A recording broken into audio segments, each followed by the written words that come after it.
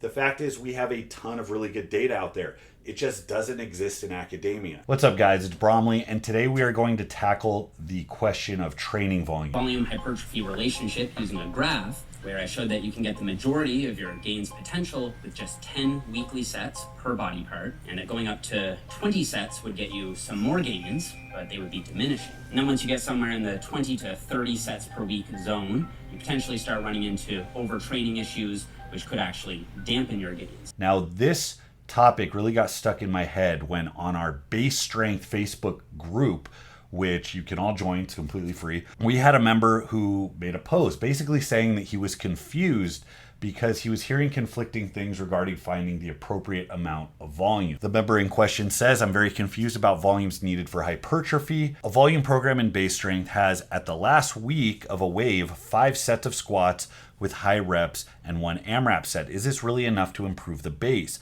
So my response to this member in question was that there is no fixed rule for what makes adequate volume for hypertrophy. It is all relative. It has to take into account what you've done before, how you're used to training, what your goals are. And as long as you start with some base of work, even if you don't think it's enough, the progression over time is going to expose you to more stress. So really all that matters is disrupting homeostasis, and we have a ton of ways to do that. Now, finding best practices is a little bit more than just using anecdote, but I do like to use my own personal experience because I've done so many different styles of training with great success, and I've applied those styles of training to a multitude of different lifters. I went through a phase that lasted about 8 years where my workouts were routinely 3 hours long. I would train each lift twice a week. I would do a main lift and variations and every machine and isolation exercise I could think of, and I would do them all for 5 or more sets of anywhere from 5 to 15, sometimes 20 repetitions. I would easily clock anywhere from 30 to 40 sets per week just for one body part. What happened during that time? I adapted to the volume and I grew like an absolute weed. Eventually I fell in love with strength sports and decided that I wanted to become as strong as possible. So what did I do? I learned what strength specificity was. I learned how lifters trained and I implemented that. My newbie mind took all that information and watered it down to lift very, very heavy, do very few sets, go as hard as you can, and take a ton of rest time.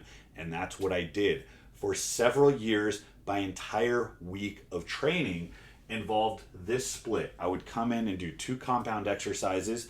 I would do an upper body and a lower body movement, going between squat and deadlift, benching and overhead pressing. I would do 1 top set, 1 back off set, and then I would go chug a gallon of milk. The gallon of milk recommendation I might leave behind, but everything else actually worked. That's where I first became competitive in strongman. That's where my deadlift first got over 600 pounds. That's where my overhead, I remember the first time I jerked 365 for a double out of a rack. I worked at LA Fitness and nobody had ever seen that before. And this was long before I ever went on gear. Now I could talk about each individual phase of training and I could say that this works because of this magic confirmation of sets and reps, or I could look at this and say this works because of this magic confirmation of sets and reps. Both of those would be absolutely false. They worked because they both got me out of homeostasis. Whatever my body was used to, they both did a killer job of disrupting that, and that created an adaptive response. After so many years of training with this incredibly high volume, I had a very well-rounded physique. I had a lot more muscle mass, and that made me primed for strength-specific work. That's essentially what periodization is. It's taking you from broad to narrow as far as your specificity, because when you don't do something, you get sensitive to it. So when you do it, you adapt a lot quicker. But the fact is they both put hundreds of pounds on my lift. They both added a lot of muscle to my frame, and both of them are well outside of this curve. And all of that points to one truth, that a productive organization of training is going to have all of the variables, all of the dials turned to produce a good result. Real quick, guys, if you did find any of this helpful, please subscribe, please hit the notification bell. I appreciate everybody's support. We've been growing exponentially, and your support allows me to make more of these videos, so thank you. The member then went on to say that his mind was blown, that he had been inundated by this topic for months, and that there were many groups and many figureheads who were just drowning their audience with information regarding appropriate volume types. It's really hard for me to comment if this is something that they actually think is valuable for the audience, or if this is just something that gets clicks. When we put videos together, we do a lot of search engine optimization, so it becomes this chicken or the egg thing. Are you giving information to the audience because you think they need to hear it? Or is what the audience is searching for actually dictating what you're making your videos about? So it gets kind of convoluted. I do think because there are a lot of newbies putting out the question, how much volume is enough, that it makes people in my position more inclined to make videos specifically about that topic, which then misleads their audience into thinking that the question was valid and framed properly, and that the response you got from the video is actually the proper approach, that you start with the amount of volume they recommended and move forward, instead of what I think you should do, which is discovering it organically over time.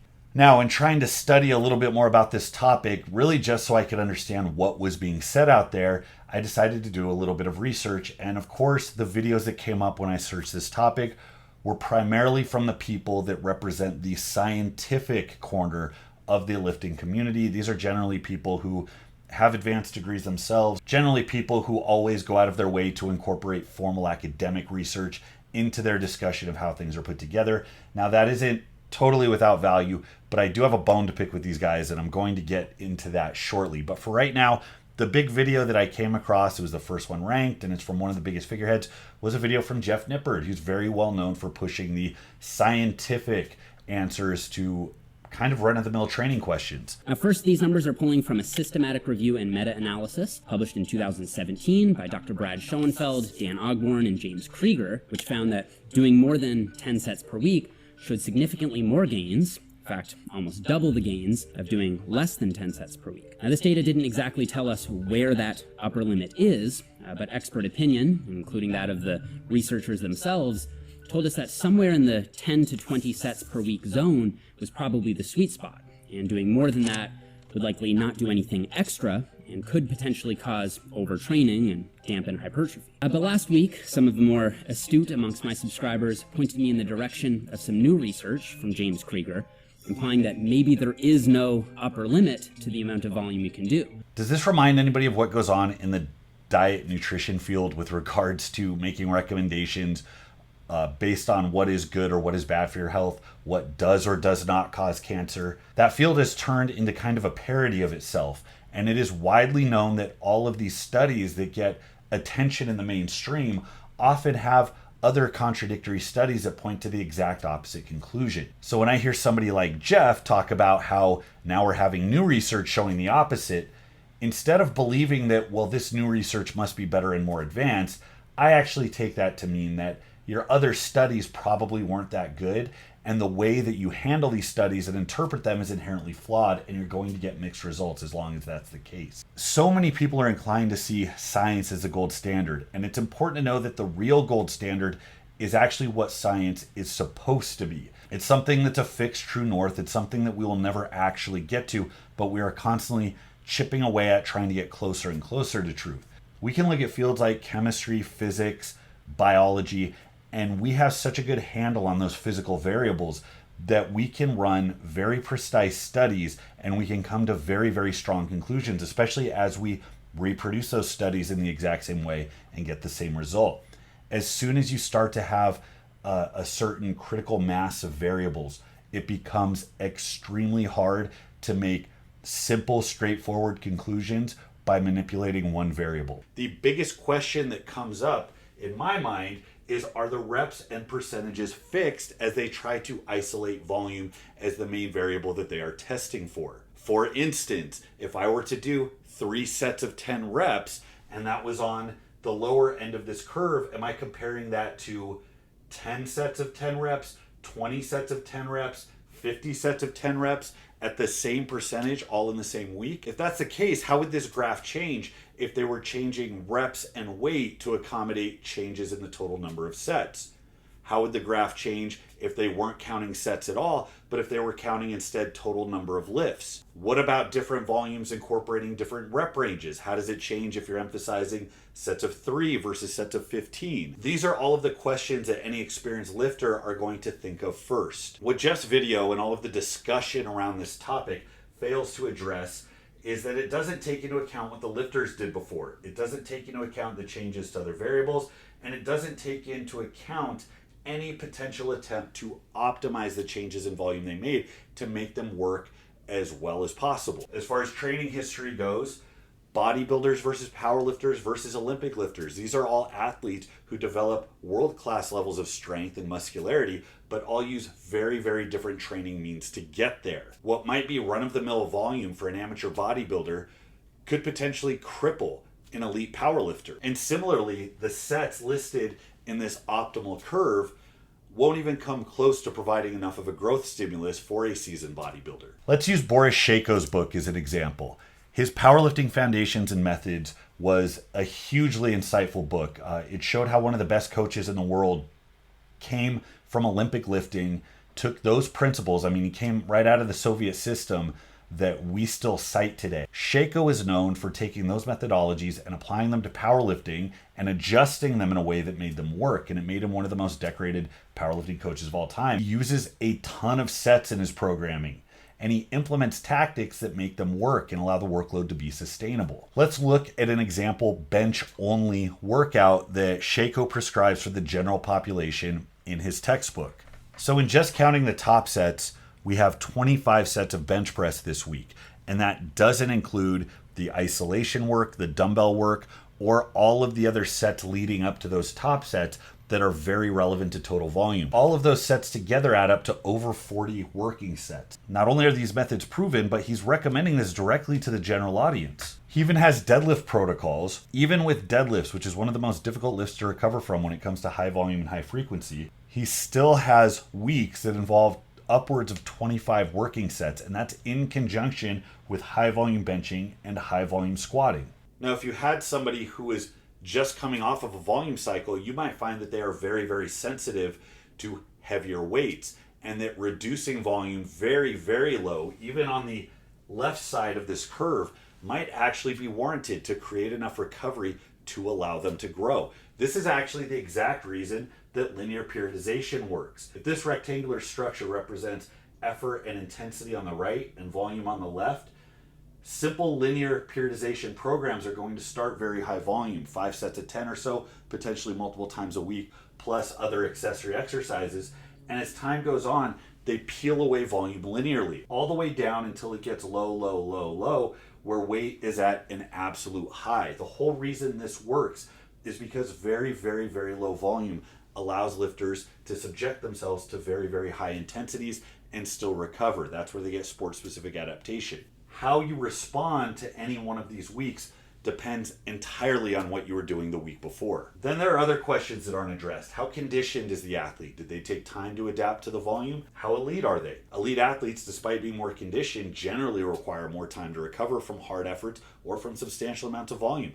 All of these are different variables that come into play that none of these studies really address. Going into the changes to other variables, you have to ask yourself, what else hinders recovery? Effort hinders recovery. Different exercises will have more or less of a recoverability factor. Effort, intensity, nutrition, lifestyle stress, how hard you are working. You also have to remember that some of the best athletes in the world that trained with very, very high volume, very specific training programs didn't have a day job. Do any of these studies take into account how being a construction worker during the day is different than working at an Olympic training compound? The way you have to think about training and all of these variables is like different dials. Every time you turn one dial, all of the others have to turn in order to accommodate that change if you want to get the best result. The variables include exercises, your split, life stress, effort, rest, calories, rep range, and there are dozens more that I could list if I took the time to lay them all out. But what these studies essentially do is leave all of these dials fixed and just turn the volume dial. In fact, it's not even the volume dial. It's actually turning just the number of sets you're doing. The volume dial in and of itself could be broken down into smaller dials that include reps and total number of lifts and tonnage and so on. So they're actually just using one variable, calling that a proxy for volume, and then moving forward. The way that training works is that low weekly sets and reps allows for higher effort. Again, that's why linear periodization works to begin with. That's why your peak at the end of a long training cycle involves very, very low amounts of work going into your meet so that you can recover and perform optimally. As your weekly number of sets and reps increases, your effort drops. You have to do less effort. You have to work with lower intensities if you want to be able to justify a very dense training week. If your training week looks like this, You can work very hard. You're justified in working hard because you have a lot more time in between to recover and bounce back. If your training week looks like this, no single effort can be that devastating. And if you don't abide by that fact, then fatigue will accumulate and eventually you'll backslide. Most people hear these types of videos, they hear advice from Jeff Nippert or they read the scientific studies, and they come to believe that establishing an effective program requires checking all of these specific boxes with regards to the right amount of work, the right exercises, and the right split. None of that is true. Whatever you do, it's going to represent a disruption to your homeostasis. All you have to do is set a baseline of work and then progress forward. Even if the first week of work you do is non-optimal or too little of a stimulus, that's why we have progressions. As you increase stress week to week to week to week, your body is forced to adapt. That's how these protocols are put together. Now, what I really want to address is that point in the video where Jeff saw a new study and then arbitrarily modified his graph to say, well, maybe it looks like this. Again, trying to predict how growth happens without taking into account any of these variables that might optimize that amount of volume. The fact is, we don't make changes along any type of graph like this, hoping for just little bits of increased gains for exponentially more work. We try to twist and turn and pull all of these variables until we find the right setting that leads to this. Now, all of that growth is sigmoidal. You find something that works well, you hit exponential growth, then eventually you level out, and then you find what your next move is. It usually involves manipulating recovery, increasing or decreasing specificity, and including some new stress. It is the novelty of the stress that is going to determine whether something like this is effective or not, and how well it lines up with all of these things. The things that they are trying to do by showing you this information is narrowing your focus so you can find what about a good guideline is to start with. But don't get handicapped and don't think that this is some dogma that has to be reproduced or you're not going to grow or you're going to overtrain, because that's not how it is. It is actually a much more intelligent approach if you guys start with your workouts, make changes as you go along based on what you observe works, and find best practices from that. I promise you, if that's what you do, you will come to these conclusions organically, and they will represent you and what you find is actually useful. And what you're going to avoid is grafting really crappy studies onto your approach. Remember that the important thing isn't science, it's what science is supposed to be. And it's only when people who are trained in one arena have no idea how to work outside of that field, they're hammers essentially turning everything into a nail, that you actually end up betraying the scientific method. The fact is, we have a ton of really good data out there. It just doesn't exist in academia. So that's all I got for today. Thanks for watching, guys. Let me know what you think. Until next time, this is Bromley. I'll see you.